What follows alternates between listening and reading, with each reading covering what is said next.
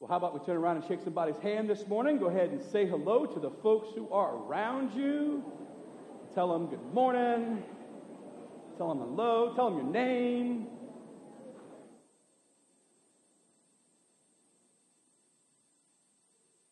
Tell them you were mad watching the game last week.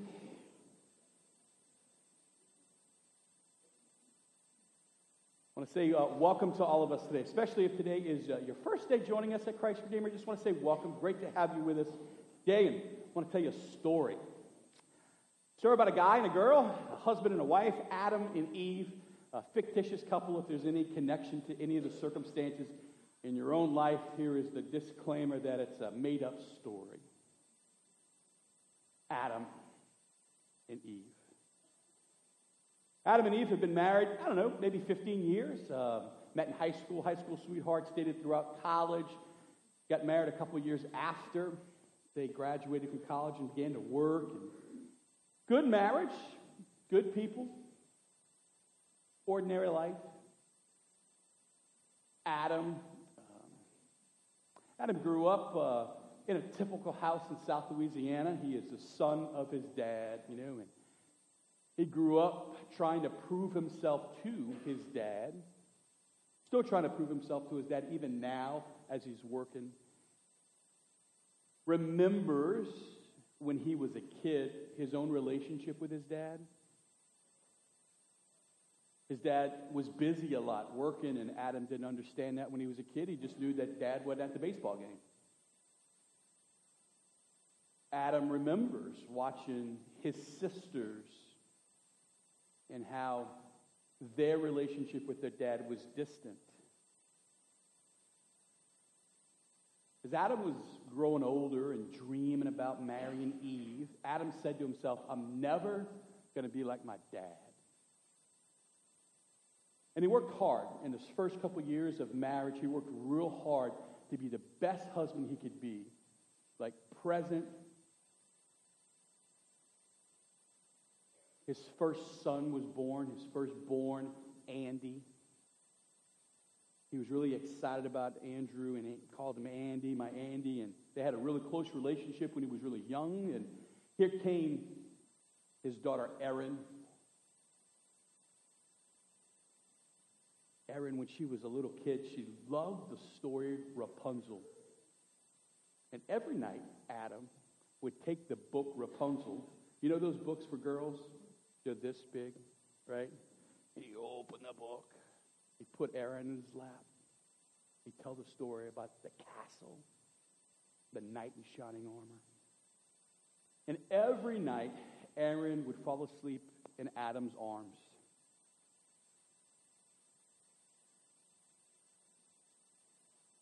Every night. Same thing. She'd bring a couple books, and he'd always have Rapunzel. And by the time they got to Rapunzel, Erin would look at Adam, and Adam would kind of smile, and he'd say, oh, it's my favorite story. Because he knew it was Erin's favorite story. Then life got busy. Adam got a promotion at work, and just working a lot more, kind of on the road a little bit more. And, Adam misses dinner this night and missed a couple dinners this week, and not doing anything wrong, just working hard. And look, hey, every guy, like husbands out there, dads out there, you know the tension, don't you, of trying to provide for your family, but at the same time being present to your family. And like every husband feels caught in the middle.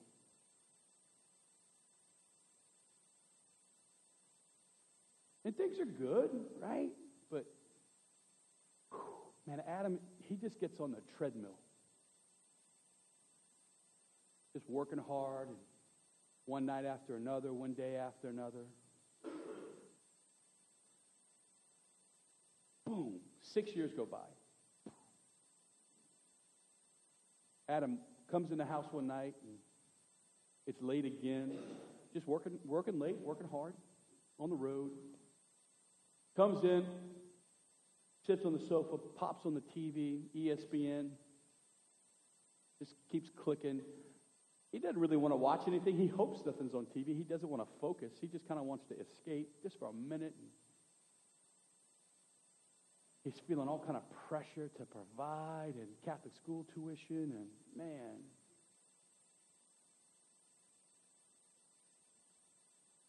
Commercial. He hits a mute.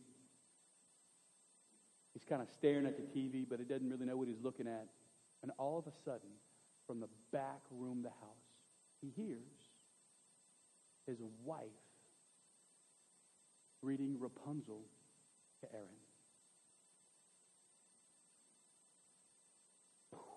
And he's like, oh my God. I used to do that.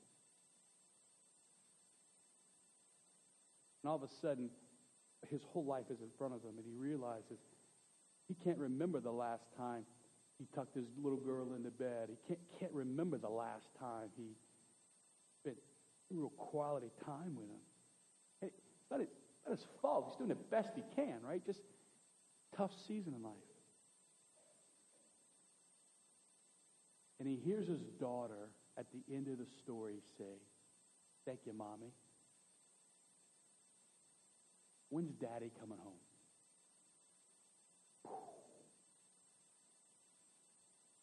Adam, just on the quiet of the sofa by himself, just starts to cry. Because he forgot. He just forgot. You know, he just got caught up and turned around and busy with life, and like he didn't plan on it. It wasn't, this is not what he wanted. He's not doing anything wrong. He's doing the best he possibly can, right? But he's on the sofa and he hears his little girl and he's like, oh, I forgot. I forgot that we used to do that. I forgot I used to spend time. I just forgot. And when he remembered, he was cut to the heart with tears.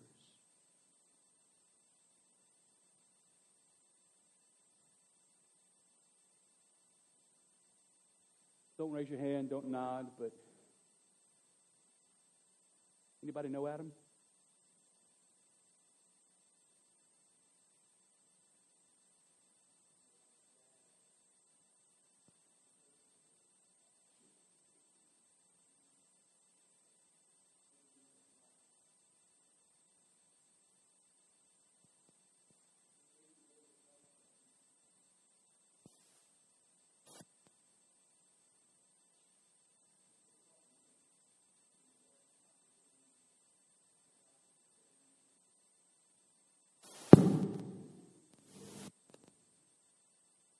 Maybe you know what it's like to just kind of like, just forget. I think a lot of dads in church today, you know the tension. You used to be real close to your family, and you're doing the best you can, but like you get caught up and you get turned around, and man, you see the distance there. It could be moms too, like moms and dads, like it happens all the time. In life, and most of us live life, it happens all the time. You don't plan on these mistakes. You don't prepare for them. They used to be small and you used to be tight. Next thing you know, it's 6 years go by. You got First Communion. You turn around and you just got caught up in life.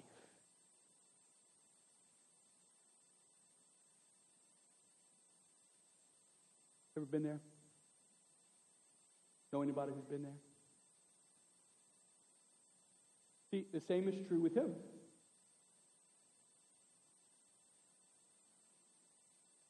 A lot of us know what it's like to be close to him. You don't plan on growing apart. You don't plan on distancing yourself, but a lot of us, all of us, whether you're Adam or Eve, it doesn't matter. Like a lot of us know what it's like to have moments here.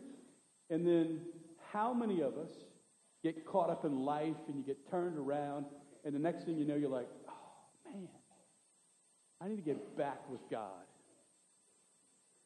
How many of us have said, I need to get closer to God?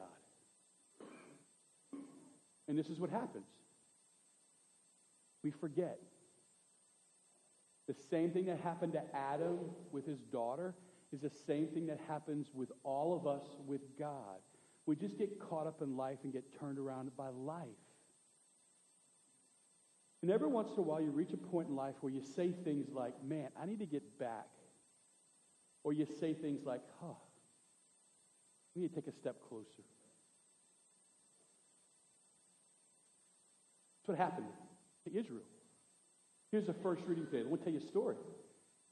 First reading today is from Nehemiah. If you don't know about Nehemiah, it's one of my favorite stories in the Bible. Here's the story. You ready?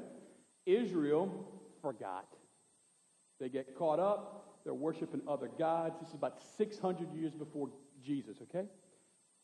So what happens is they're vulnerable, and about that time, the Babylonians come in and they capture Israel and they have them enslaved over here in Babylon. Then all of a sudden, the Persians come in and they invade Babylon and they take over Babylon. And so now the Persians have the Babylonians as slaves and the chosen people as slaves. And the king, Cyrus, says, I'm going to start letting some of these Jewish slaves go back home. Not all of them, but some of them. So some of them start going back to Jerusalem, and word travels from Jerusalem back over here, and one of the guys that's over here in Babylon, his name is Nehemiah. And he's the cupbearer to the king. That's a really important job. Why? Because if the king is going to drink something, before he drinks it, who drinks it? Nehemiah does. Make sure it doesn't get killed. Before the king eats something, Nehemiah takes a bite, right? So Nehemiah is this trusted person. And the king looks at Nehemiah one day and says, man, you're sad. And Nehemiah says, I am sad because some of my friends went back to Jerusalem and they told me that the wall has been collapsed. So King Cyrus says, all right, go back. So Nehemiah goes back to Jerusalem and he rebuilds the wall of Jerusalem. And after he rebuilds the wall of Jerusalem, it took about 20 years. He gets all the people who were working there, and he calls the priest. And the priest, in today's first reading, reads from the book of the law. He tells them, he proclaims the story of who they are. And when God's people in the first reading today heard the story, it says that they wept. Why? Because they forgot. They're like, oh, we forgot. And when you forget and somebody reminds you, a lot of times you're cut to the heart. Like, oh, I forgot. I want to welcome you today. The reason we're in this conversation today is because in Christmas, Brother Bryce and I heard hours of confession. And this is what I heard from you. Father Mark, I need to get back to God. Father Mark, I need to take a step closer to God. Of course, I would never reveal anything from the confessional, but, after we were over and people just kind of talking, and after Mass, at Christmas, I just heard so many of us say things like, Father Mark, I need to take a step closer to God. Why? Why did you say that? Here's what happens to all of us. We all get caught up in life. We get turned around. We get busy with the holidays and kids stuff and work stuff and family stuff. You turn around, and next thing you know, you're like, man, I forgot. And the reason that happens is because most of us try to live the spiritual life on our own. And I'll make a promise to all of us today. If you and I try to navigate our spiritual life on our own, I will promise you what will happen. At some point, you will forget. I forget. We all forget. Now imagine you and I here. And we get caught up in life. And we start drifting away. Imagine if somebody was there to hold us and say, hey, don't forget. Imagine how much easier that would be. And so today, we're in week 2 of a teaching that we're going to unfold gradually. And the first thing I want us to know in the teaching is that if we try to live the spiritual life on our own, that's what's going to happen to us. But I want to offer some encouragement to all of us today. If you forgot him,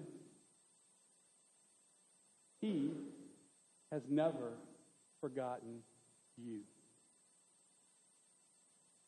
And if in some way you used to be here and you get kind of caught up in life and all of a sudden you're like, man, I used to be there and now I'm here. I just wish I was closer to God. The lie is a lie. Here's the lie.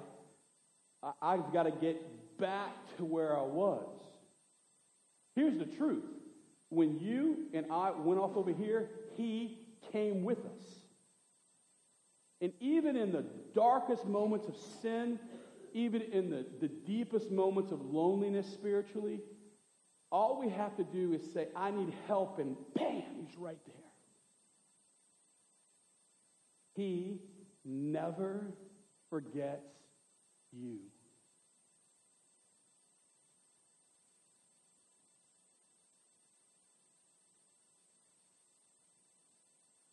Adam was on the sofa. He turned it off, the TV, and he's crying.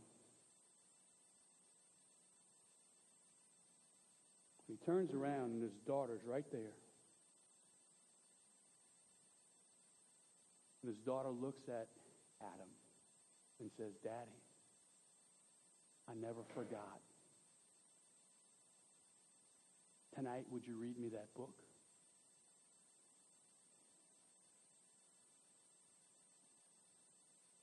It's never too late for parents. Never too late for sinners.